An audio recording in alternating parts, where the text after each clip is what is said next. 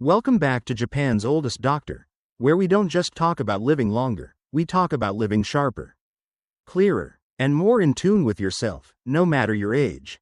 Now today's episode is one of the most important ones we've ever done.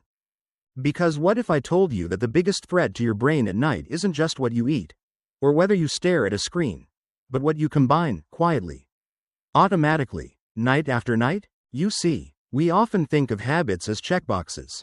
No sugar? Check. No screen time? Got it. Sleep by 10? Done. But here's the truth. The brain doesn't experience habits in isolation. It experiences them together, in layers. And when those layers clash, the brain doesn't just get confused, it gets overloaded. That's exactly what Japan's oldest practicing doctor, Dr. Hinohara, now over 100 years old and still walking with patience, is here to help us understand. His message is simple but powerful.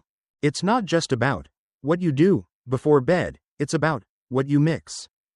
Because some combinations that seem totally harmless, like a light snack and a favorite TV show, may be silently working against your brain's ability to rest, reset, and protect itself, especially after 60, when the nervous system becomes more sensitive, and sleep plays a critical role in memory consolidation, emotional regulation, and even longevity.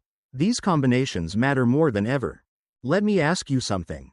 Have you ever gone to bed feeling fine, but woke up foggy? Do you follow the right habits, but still feel mentally drained in the morning? It might not be what you're doing wrong. It might be the way those actions are stacked together, timing, light, sound, blood sugar, all subtly shaping your brain's environment right before sleep. So in this video, we're going to walk through the 3 most damaging nighttime combinations seniors unknowingly fall into. Combinations that can slowly erode clarity, memory, and even resilience over time. And just as importantly, we'll share small, science-backed adjustments that can help restore harmony to your evenings and strength to your brain. Because it's not about fear. It's about understanding. And once you understand how your brain interprets your nighttime signals, you can finally stop accidentally working against it and start giving it the peace it's been asking for all along. Let's get into it. Let me paint you a familiar picture. It's late, you're winding down, maybe you've had a long day, and to relax, you grab a small bowl of rice, a piece of toast, or maybe even a cookie. You plop down in front of the TV, thinking, just one episode before bed. Seems harmless, right? Well, not exactly. This habit combo, eating carbs and watching TV right before sleep, is quietly messing with your brain. Especially if you're over 60. Let's unpack why this duo is more dangerous than it seems. 1. Carbs at night, the sugar roller coaster. When you eat carbs late in the evening, especially refined carbs like bread, pasta, white rice, or pastries, your blood sugar shoots up. For a moment, your body is flooded with energy. But not long after, it crashes. Fast. This sudden drop signals your body that you're hungry again, even if you just ate. That's why some people wake up in the middle of the night with hunger pangs or find themselves restless at 2 or 3 a.m. And that broken sleep? It's not just about fatigue. It's a direct hit to your brain's ability to restore and reboot overnight. 2. Screens before sleep. Tricking the brain. Now, let's talk about that TV. Your brain is incredibly sensitive to light. The blue light from screens, combined with fast-paced scenes, dramatic sound effects, and rapid edits, tells your brain, hey, it's time to wake up. This confuses your natural circadian rhythm. Instead of producing melatonin, the hormone that helps you sleep, your body holds back. At the same time, it pumps out a little more cortisol, the stress hormone. Not enough to feel panicked, but just enough to keep your brain alert when it should be winding down. 3. The sleep-memory connection. Here's where it all ties together. When you combine a sugar crash with overstimulation from a screen, your sleep becomes fragmented. You may fall asleep, but you won't stay in deep, restorative sleep for long. And that's the phase where your brain does the heavy lifting, sorting memories, clearing toxins, repairing neural connections. If you interrupt that process night after night, your memory, focus, and clarity start to slip. It's not just getting older. It's the habits behind the scenes. And this isn't just theory.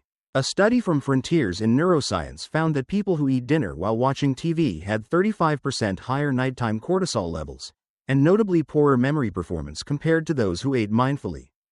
So next time you reach for that evening snack and the remote, pause for a second and ask, am I setting myself up for rest, or robbing my brain of recovery? Because after 60, sleep isn't just about rest. It's one of your brain's last lines of defense. Let me ask you something real quick. What do you usually do in the hour before bed? If you're like many older adults I've spoken to, you probably use that time to catch up on unfinished business. Maybe it's sorting bills, answering emails, reviewing documents, or even scrolling through the news to get up to speed. It feels productive, even responsible. But here's what most people don't realize. Combining heavy mental activity with dim lighting before bed creates the perfect storm that confuses your brain and weakens its ability to truly rest. Let's break that down. 1. Dim light sends the sleep signal. When the lights are low, think warm bedside lamps or screen glow in an otherwise dark room. Your body interprets it as a cue. Time to wind down. That's a good thing in theory. The brain starts preparing for sleep by releasing melatonin and slowing down. But here's where it gets tricky. 2. Strong mental stimulation says, not yet. If, during that same time, you're reading the news, making financial decisions, checking emotionally charged emails, or mentally planning tomorrow's to-do list, your brain switches gears. Instead of slowing down, it ramps up, blood flow increases to your prefrontal cortex, attention sharpens, and stress levels might even rise slightly. What you're doing, in effect, is sending mixed signals to your brain. The lighting says, relax, but your thoughts are screaming, we're still working. 3. The brain's internal tug of war. This contradiction creates a neurological conflict. Instead of sliding smoothly into rest mode, the brain gets stuck in a halfway state. It's not truly awake, but not fully relaxed either. Sleep becomes shallow, fragmented, and far less restorative. The Japanese even have a term for this lingering mental tension, yoin. Yoin describes the emotional afterglow that stays with you long after something has happened. If that lingering feeling before bed is peaceful, like gratitude or calm, you'll likely sleep well. But if it's stress, pressure, or even overstimulation from work or news, that residue seeps into your sleep and turns rest into a battleground. So here's a thought. What if we gave our brains a grace period before bed? A quiet buffer zone, no decisions, no tasks, no mental gymnastics, just space to be. That one small shift could mean the difference between a night of real restoration, or just laying there while your brain runs in circles. Because after 60, sleep isn't a luxury, it's a necessity for memory, mood, and mental resilience. Let's talk about something that's often overlooked, but deeply felt. Imagine this. It's the end of the day. Dinner's done. The TV is off. You're avoiding screen time, maybe even skipped the late-night snack. By all accounts, you're doing everything right for a good night's sleep. But still, you lie there, staring at the ceiling, feeling cold, empty, like something's missing. That something might just be this: emotional connection and sensory nourishment. Let's unpack this quietly dangerous combination. Emotional loneliness and lack of sensory stimulation, especially common for older adults who live alone. 1. Loneliness isn't just emotional, it's neurological. As we age, it's more common to end the day in silence. No conversation, no laughter, no hugs or meaningful touch. Sometimes, no music, no background sounds, not even a pleasant smell in the room. At first, it may seem peaceful, but the brain doesn't see it that way. The human brain isn't just a thinking machine, it's a sensory organ. It craves input, gentle sounds, familiar scents, comforting textures, emotional cues. When those cues are missing, especially positive emotional ones, the brain starts powering down key regions related to memory and emotional processing. You may not feel sad, per se, but over time, you feel numb, disconnected, and even more isolated. 2. Why you can do everything right and still feel off. You might avoid screens, you might eat early, you might even go to bed at the perfect hour. But if your nervous system hasn't received a sense of emotional safety, no human connection. No gentle signal of care. It struggles to shift into true rest. That's why some nights feel cold, blank, or emotionally numb. It's not that your habits are bad, it's that your heart and senses weren't nourished. 3. What your brain actually needs before bed. So, what can you do? The solution doesn't have to be dramatic. Small, intentional moments can make a powerful difference. Light a candle. Put on calming music. Wash your hands slowly, mindfully. Feel the warmth. Write in a journal and reflect with kindness. These little acts send your nervous system a message. You're safe. You're seen. You're home. We often talk about hygiene for sleep, avoiding screens, sugar, noise, but emotional and sensory hygiene?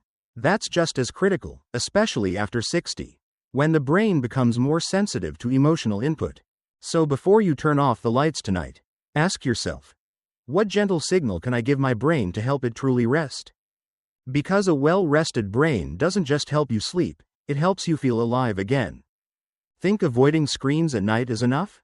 Think again. What you do during the day might be sabotaging your brain after dark. Let's face it, many older adults spend the majority of their day indoors.